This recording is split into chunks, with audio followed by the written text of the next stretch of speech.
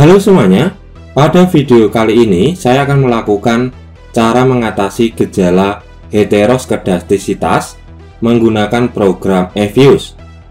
Nah, sebelum saya melakukan praktek di program EViews, alangkah baiknya kawan-kawan semua harus mengetahui tentang konsep dasar dari uji heteroskedastisitas.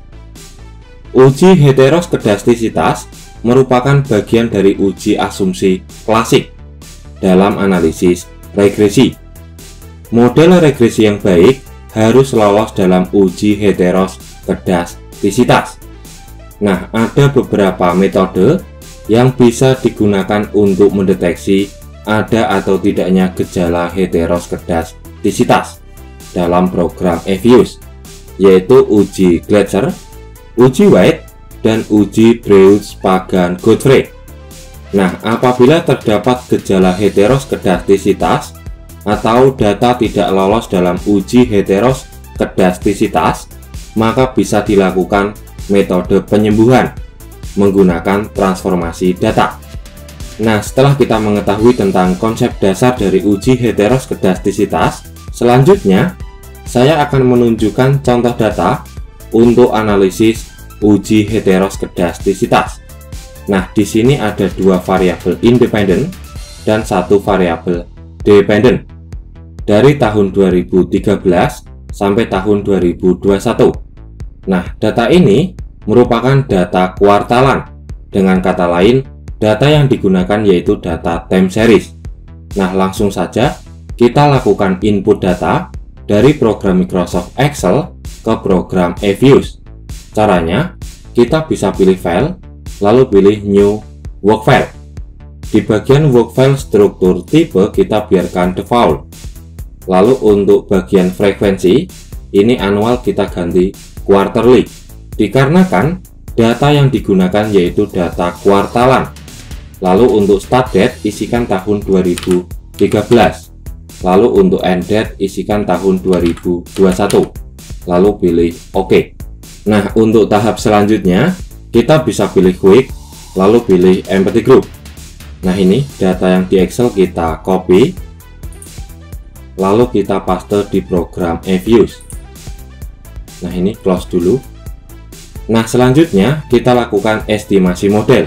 Caranya, kita bisa pilih variabel Y atau variabel dependen, lalu tekan CTRL di keyboard kawan-kawan semua. Lalu pilih variabel X1 dan X2. Selanjutnya klik kanan, pilih Open as Equation. Nah, ini konstanta kita taruh di antara variabel dependent dan variabel independent. Lalu pilih OK. Nah, ini merupakan hasil output regresi. Untuk memunculkan output uji heteroskedastisitas, kita bisa pilih View, lalu pilih Residual Diagnostic. Selanjutnya pilih Heteroskedasticity Test. Nah, di sini ada beberapa metode, namun dalam uji heteroskedastisitas, metode yang umum digunakan yaitu uji Gleiser. Maka dari itu kita bisa pilih Gleiser, lalu pilih OK. Nah, ini merupakan hasil output uji Gleiser dalam heteroskedastisitas. Sebelum kita melakukan interpretasi pada output ini, alangkah baiknya kita harus mengetahui tentang kriteria pengujian dalam uji heteroskedastisitas. Jika nilai probability OBS-R² kurang dari 0,05, maka berkesimpulan data terjadi gejala heteroskedastisitas atau asumsi uji heteroskedastisitas tidak terpenuhi. Dan jika nilai probability OBS-R² lebih besar dari 0,05, maka berkesimpulan data tidak terjadi gejala heteroskedastisitas atau asumsi uji heteroskedastisitas sudah terpenuhi. Nah, setelah kita mengetahui tentang kriteria pengujian dalam uji heteroskedastisitas, selanjutnya kita bisa melakukan analisis output EViews untuk uji heteroskedastisitas. Nah, pada output ini, kawan-kawan semua bisa fokus pada angka yang sudah saya kasih warna kuning. Nah, ini ya. Diketahui nilai probability OBSR square sebesar 0,0014. Nah, kalau di output fuse yang ini angkanya, nilai tersebut kurang dari 0,05, maka bisa disimpulkan bahwa data terjadi gejala heteroskedastisitas atau asumsi uji heteroskedastisitas tidak terpenuhi. Maka dari itu dilakukan metode penyembuhan menggunakan transformasi data log. Nah, untuk melakukan transformasi data kita bisa pilih estimate. Nah, ini ya, kita tuliskan log.